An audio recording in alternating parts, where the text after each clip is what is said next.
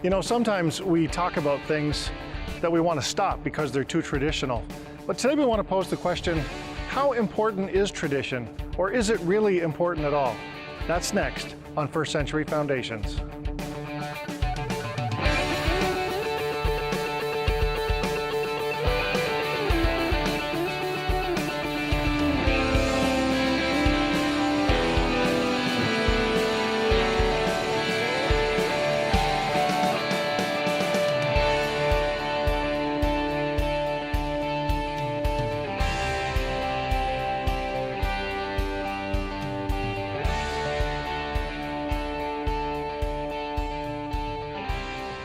Today on the show, we're talking to Father Eugenio from the Church of the Flagellation. The Church of the Flagellation is the first stop on the Via Dolorosa, the first station of the cross.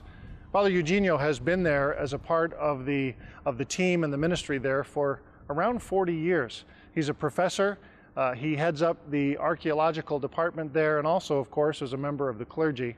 And he's going to share with us today a little bit about the importance of tradition.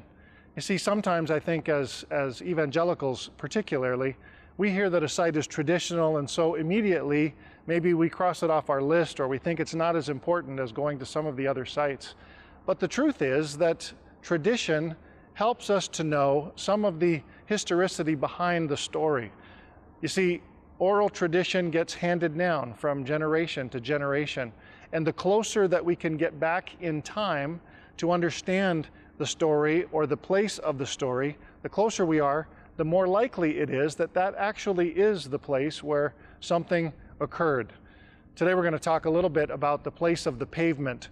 John 19 tells us about Pontius Pilate sentencing Jesus to death at a place known as the place of the pavement. And I want to read to you the text that is found there in John 19. Let's read it together. When Pilate heard this, he brought Jesus out and sat down on the judge's seat at a place known as the stone pavement, which in Aramaic is Gabbatha. It was the day of preparation of the Passover, and it was about noon. The story goes on to say that Pontius Pilate at that point gives in to the whim of the crowd and sentences Jesus to death by way of crucifixion. Now, there is some stone pavement there at the Church of the Flagellation that dates back 2,000 years. It is very near to the site of the Antonia Fortress. And so we're going to look at that today and look at some other items that have been found in and around the site of the church and the ancient fortress. I think you're going to find this intriguing and interesting. And so let's go together as we meet with Father Eugenio of the Church of the Flagellation. Coming up, Jeff visits the Church of the Flagellation in Jerusalem.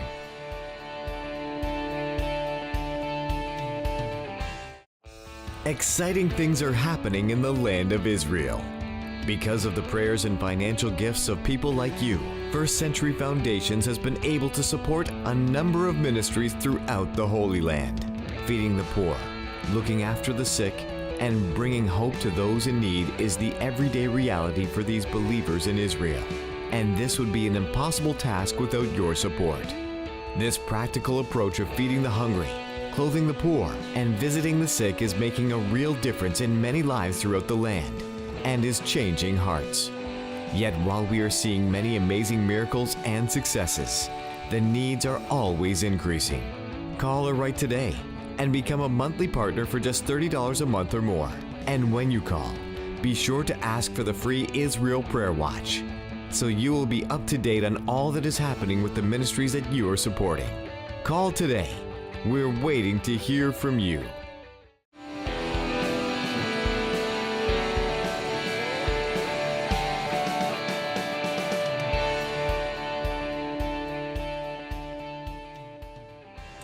Hi, welcome back. I am here now today with Father Eugenio. And Father Eugenio, you're going to tell us where we are, what your role is here, and then we're going to talk a little bit about some of the things we learn about where we're standing. So maybe just talk to our viewers at home and tell them where we're at and who you are. So we are in the sanctuary of the Flagellation in Jerusalem, which is the beginning of the Via Dolorosa, the way of the cross of Jesus from the Lithostratos to the Calvary. And this is also a place where reside an institution, biblical institution, which is called the Studium Biblicum Franciscanum, and I am one of the professors of this institution, professor of archaeology.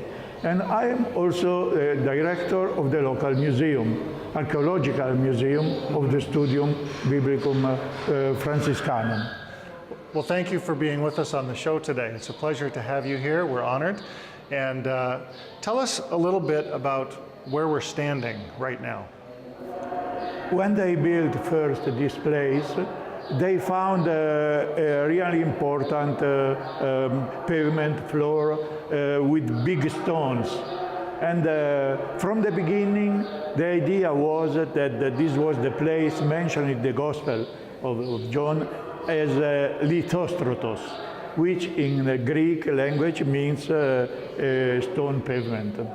And they found also there was an ancient church built upon this pavement floor, which confirmed the importance for the Christian people of this place. Right. They rebuilt actually the church completely, and only the lower part is the ancient one, all the rest is rebuilt, and they dedicated to this memory. The Litostrotos is very important for Christians because it is the place where Jesus was condemned to death by Pontius Pilate. Really, scholars are not completely sure, they do not agree exactly where the Litostrotos historically was. Right. But according to tradition, for as long as 8th century, the Litostrotos and Via Dolorosa started in this place. Okay. So we usually, when we are not sure where the historical place is, we keep strongly with the tradition. Because tradition is usually the stronger connection to the past and to the history. So we kept this place as a place of the Litostrotos, which is about in the area where the Antonia fortress stood, according to the information given by Jewish historian Josephus Flavius. And so let me go back to something you just said about historical tradition, because I think a lot of times, you know, we miss that, or maybe even we disregard that because it's tradition. You mentioned that we put a lot of stock in the fact that the church has traditionally viewed this as the site, and the reason that we do that, of course, is because there is oral tradition from the very, very early days after the time of Jesus that gets sort of handed down generation to generation, and eventually then a body of believers then wants to commemorate a place.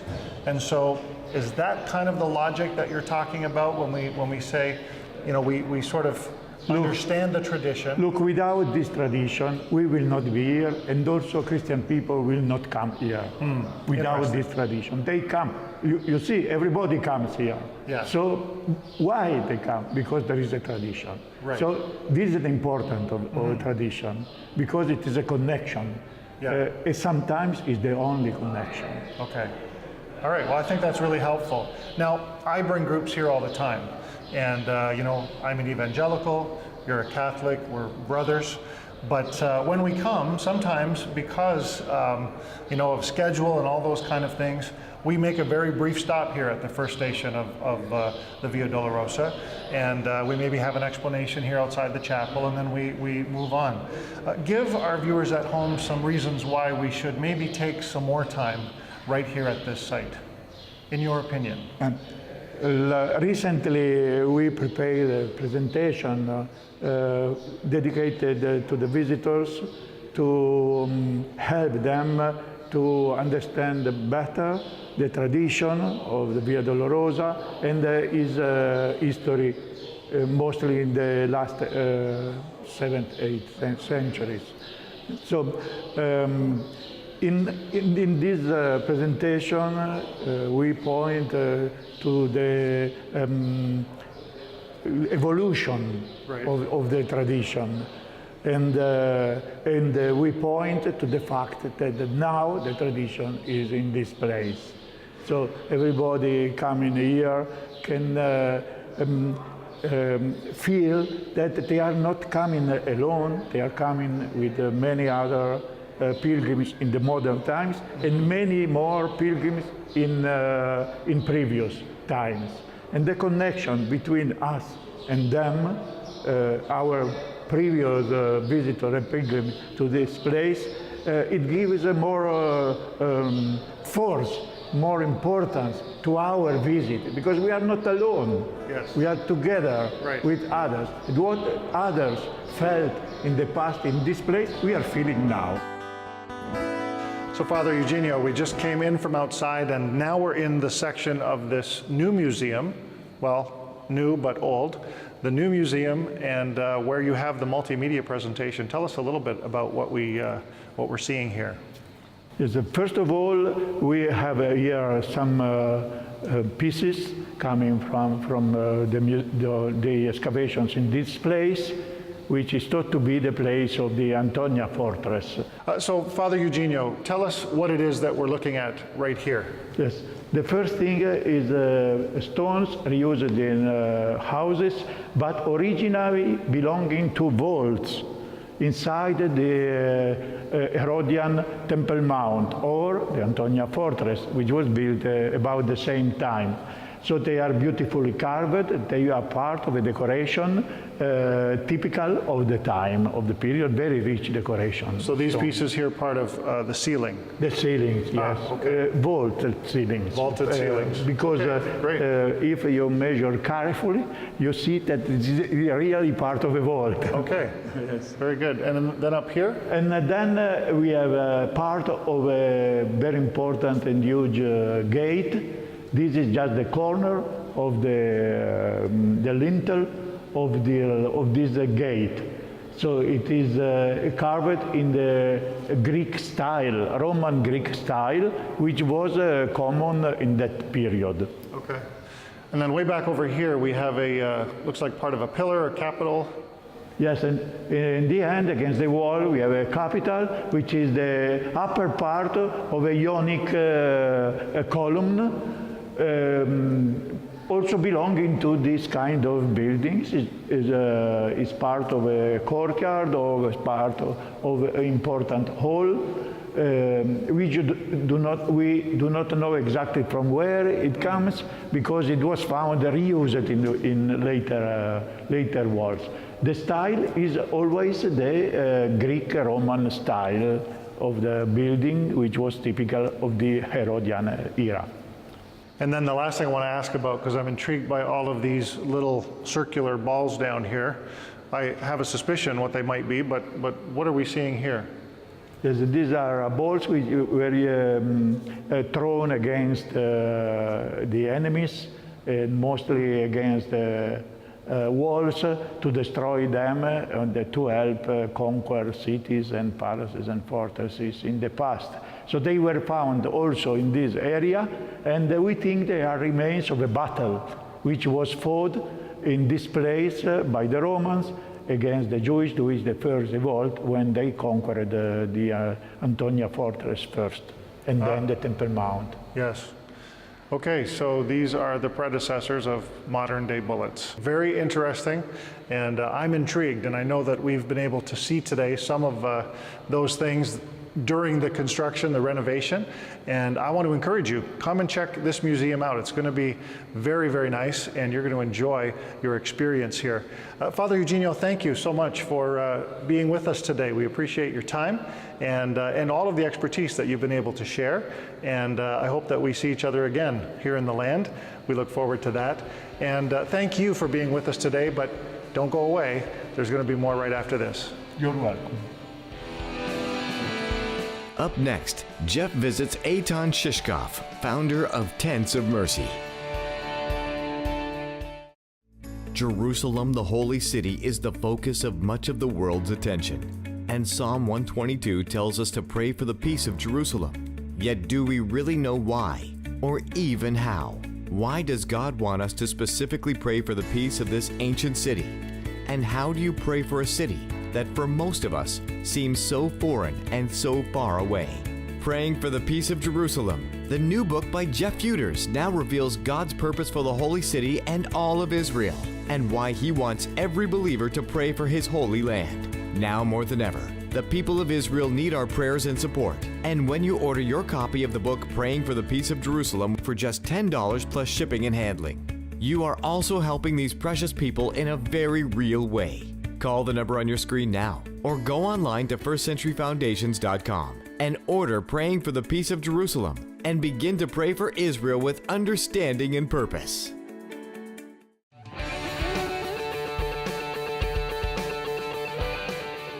Well, we had a great time today with Father Eugenio at the Church of the Flagellation. And now I'm with a father of another kind. This is Eitan Shishkoff. Eitan, thank you for being with us on the show today. It's a great pleasure. Now you are the father-in-law of Avi Shalom, who now is the senior pastor at the congregation at Tents of Mercy. That's correct. And directs the humanitarian aid as well. Your daughter Hannah is his wife. That's correct. Yeah. Now, we just wanted to sort of catch up with you this week and find out, first of all, how are things with Eitan Shishkoff? Things are good. I'm still learning a lot. Me too. I passed the same age as Israel. I've now crested into my 70s. Congratulations. Don't feel it, and I'm glad that I don't feel it. Still pioneering. Yeah. Still have my fingers in several different pots. But yeah, we started Tents of Mercy over 22 years ago out of a series of house groups. Right. And several cartons of humanitarian aid. Yeah. And it's grown into what you see today. Fantastic. So yeah, it's really been a phenomenal blessing, delight, honor. I never would have imagined having this opportunity, but God gave it to us. Praise God. Well, the Lord's good. And He's faithful, right? And yeah, and He uses dirt clods. We're grateful for that. Well, listen, I wanted just to, I know that you've had a long-standing relationship with our founder, Clyde and Marian Williamson, and I know that probably since early days, First Century Foundations has been involved with Tents of Mercy. Would that be fair to say? Absolutely. Yeah. I think even before that name was used. And so it's been a rare privilege to be involved with the ministry, and the heart for the Jewish believers in Israel and the Arab believers is just, it's unusual. And I think everybody that has come in contact with you all and with what you do feels that personal concern. It's something that goes way beyond what should I say? There's a spiritual inspiration, there's a biblical inspiration, there's a practical consideration, but this is friendship, and we have felt it. Well, that's wonderful. And I know that the feeling is mutual on the other side. Now, we have been able to lean in and help in areas of ministry that you are doing here in the land, particularly in the area of the humanitarian aid. Talk just a little bit about that ministry, who you serve, and how it works. Yeah, I'd be happy to. As a matter of fact, it's been a consistent factor of help for us and empowerment. As I mentioned, we started really from the beginning of Tents of Mercy, and in fact, the name comes from a vision that God gave me back in the winter of '89 when the Berlin Wall had fallen and Jewish people were beginning to pour out of the former Soviet Union, and many of them arriving in Israel. And what the Lord showed me He gave me a vision of an oasis in the desert.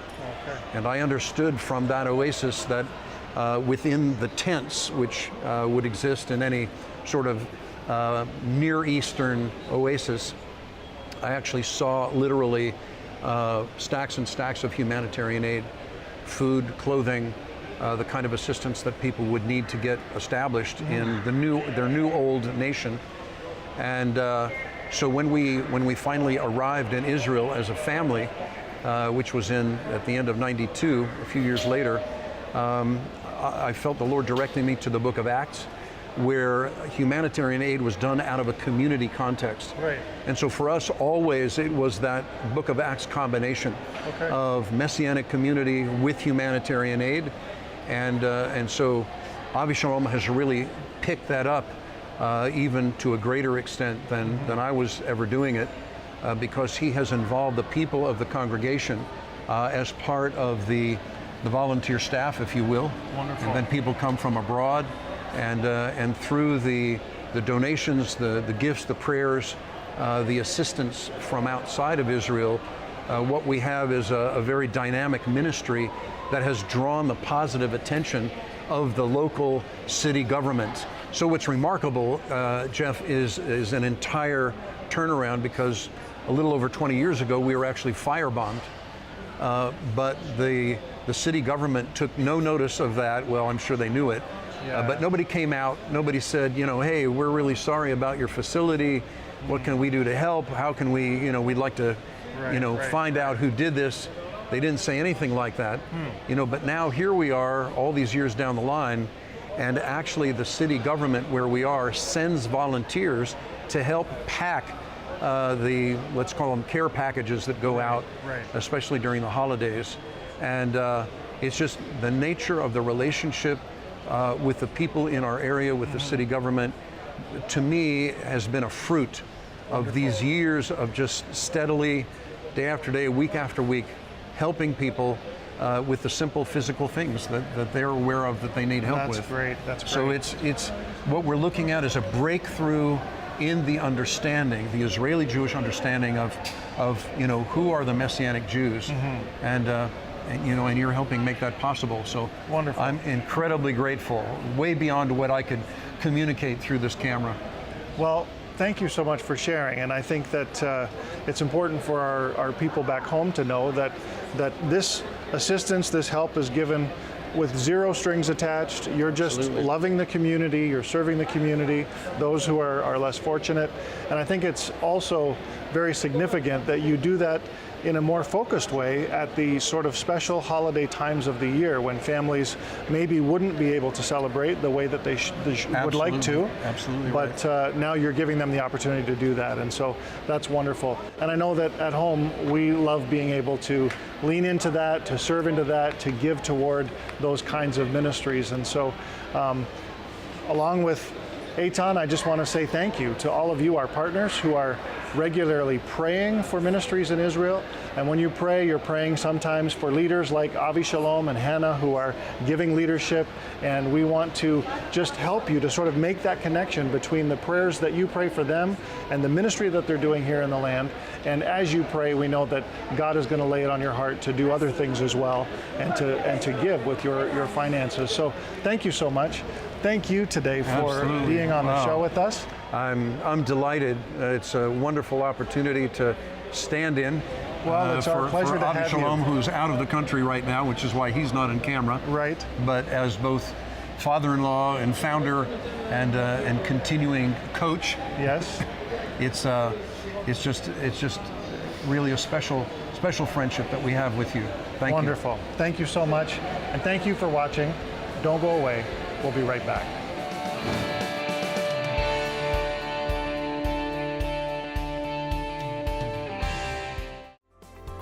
First Century Foundations has been making a difference in the lives of some of Israel's most needy for years. And you have been a vital part of this important work.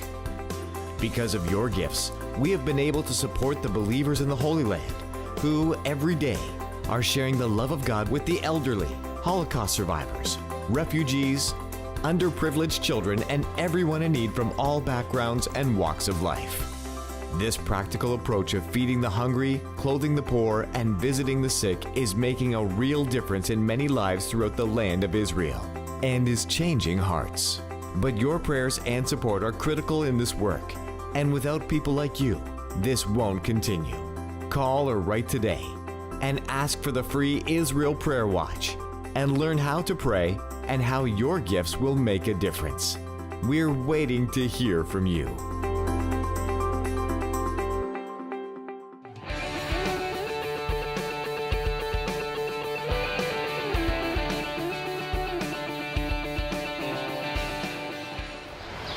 Well, I hope you enjoyed our show today.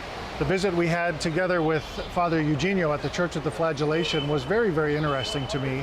And I just want to reiterate something that we talked about. You know, so many times we view tradition, we hear the word tradition and we think bad. Tradition is bad. Well, tradition is something that we have to be careful about, of course. We don't want to worship tradition, and certainly when buildings spring up over places and there's this idea that somehow the building is more important because of the tradition of the location. You know what? We need to be careful of that. But the other thing we have to understand and realize is that often historicity and tradition are very closely connected. The reason a place does spring up over a location is because the oral tradition, the story that's been handed down from generation to generation, gets passed along, and that's the location that people talk about where that certain thing may have happened. And that's what we learned today a little bit about the Antonia Fortress and many of the relics, the items that we were able to view there together. I challenge you to just come and check it out for yourself, and you can be the judge. And I think that's probably always the best way to look at those kinds of things. Then what a great visit we had together with Eitan Shishkoff, the founder of Tents of Mercy. Eitan has now transitioned leadership to his son-in-law Avi Shalom and his daughter Hannah. They're doing an incredible job leading that ministry. But I hope that you enjoyed finding out more about what it is that they do as they reach out to the poor in their area just north of Haifa here in the land of Israel. I want to read you just quickly a verse from the Psalms, and then we're going to wrap the show today. But let's look at Psalm chapter 82. It says, "How long will you defend the unjust and show partiality to the wicked? Defend the weak and the fatherless. Uphold the cause of the poor and the oppressed. Rescue the weak and the needy. Deliver them from the hand of the wicked."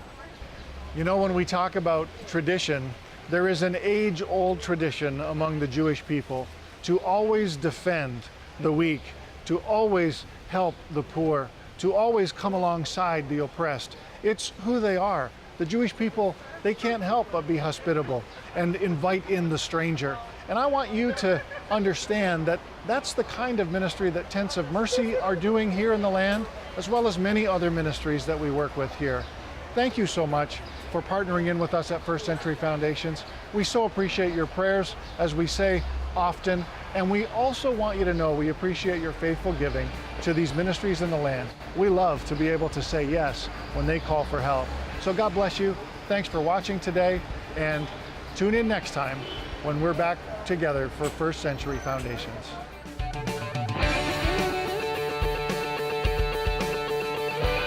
Thank you for watching. To learn more about this program and the ministries in Israel that we help, or to receive the Israel Prayer Watch, call the number on the screen or visit us online at firstcenturyfoundations.com. And to keep up to date on all that we're doing, you can follow us on Facebook and Instagram. Join Jeff Futers again in Israel next week on First Century Foundations.